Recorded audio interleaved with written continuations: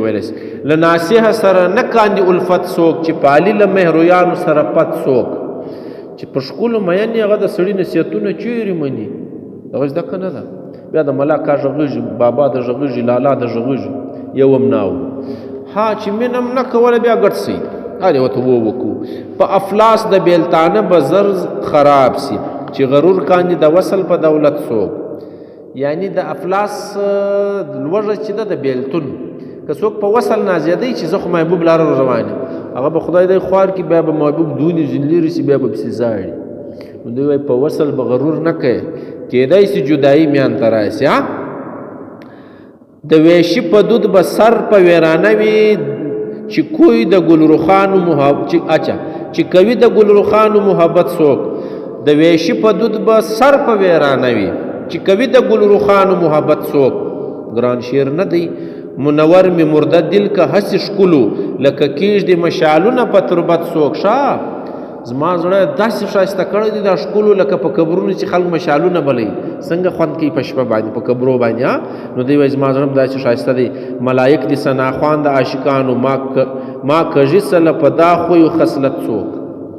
کږل نه یو بد ویل وچا یی د عاشق سړي صفت چې دی هغه ملایک هم کوي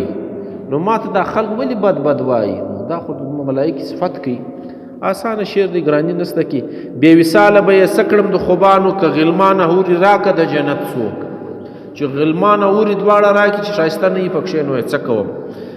عاشقان به بې دلداره پکې څکه چې فردوس لره مې بوځي په قیامت څوک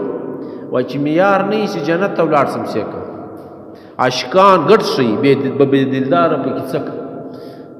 عاشقان ته چې محبوب رسیږي هر ځای جنت دی چې محبوب نه وي په جنت کې بس خوند واخلي بس دا خبره کوي لا وزن جلاتان په تیره توره که یې وغواړي له سرو سترګو مهلت څوک جلاتان یې وزني داسې خبره کوي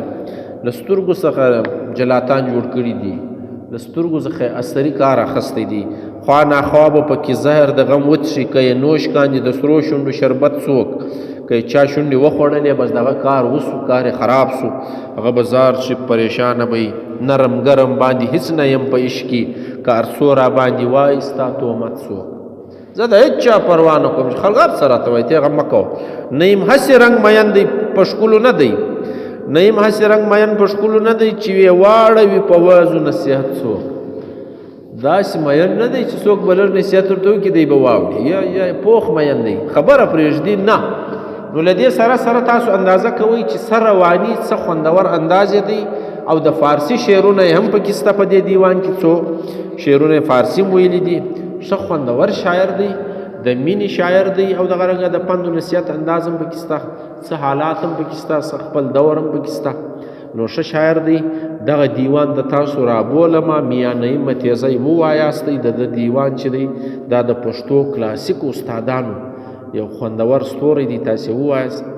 خوند پر واخلئ د ژوند نوي نوي اړخونه را برسېره کړئ چې خلک نه دي په خبر هغه رنګ یې وشناستئ که چیرې یو پوښتنه لرئ وایي کس کندهار چې ده اوسېده یاد کړي دي دی خو د دې سیمې غشه د پېښور د پښتونخوا د سیمې دی بډنۍ نومي کلی دارنګه اکبرپوره کې یو کلی دی ځینې خلک وایي د دې سیمې دی نو بیا حالات مجبوره کړی دی پیښه به ورسوي هغه نه د لیک نو تللی دی کندهار له بیا داسې معلومیږي چې کابل هم تللی دی روزګار به یې پیښې به یې د پښتنو پیښې دي نو خدای خبر څه ورسوي دي نو دا اکبرپوره او بډنۍ دا بیا پرې ایښي دي دورې تللی دی بله پوښتنه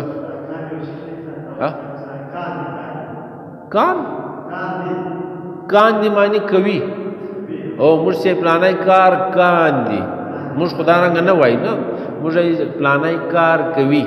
دوی پلانی کار کاندي یا اوس هم شته د دوی لهجه ده کناعت معنا صبر پرهیزګاري کناعت ودخته وایي چې ته د دنیا مینه نه کوې خواهشات نه کوې که ماښام مړی لږ ده که ډېره ده بس دغه باندې قایل یې چې بس دا ډېره دښته کناعت وایي زړه دې نه غواړي چې ډېره راغلی وایي هر شی چې ته غواړي هغه نه وي هرس لالچ سړی صفا سي دښته کناعت وایي په عربي کې نو لالچ نه لرل غلمان په جنت کې یو میوه ده حوري او غلمان حوري نران ښځې دي غلمان یې نران دي دا به د هر جنتي په برخه یو اویا دانې نو دی وایي شاعر بیا وایي چې دغه هلته زه کوم څه چې زما خپل جانان هلته نه رسر نو دا بیا ډېر لونی سوی دي لبان شونډې لب شونډې ته وایي لبان یې جمع دي بله پوښتنه خو نسته زما ځای ده بل شی خو نسته